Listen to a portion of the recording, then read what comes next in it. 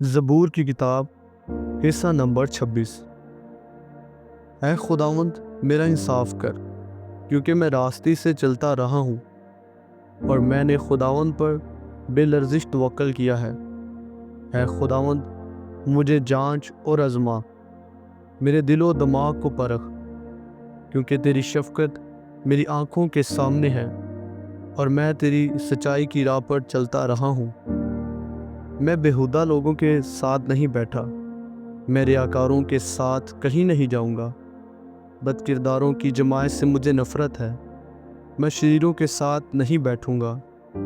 میں بے گناہی میں اپنے ہاتھ دھوؤں گا، اور اے خداوند میں تیرے مذبح کا طواف کروں گا، تاکہ شکر گزاری کی آواز بلند ہو اور تیرے سب عجیب کاموں کو بیان کروں۔ اے خداوند میں تیری سکونت گاہ اور تیرے جلال کے خیمہ کو عزیز رکھتا ہوں۔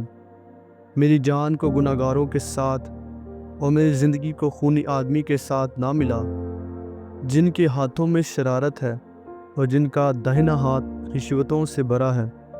پر میں تو راستے سے چلتا رہوں گا، مجھے چھڑا لے اور مجھ پر رحم کر۔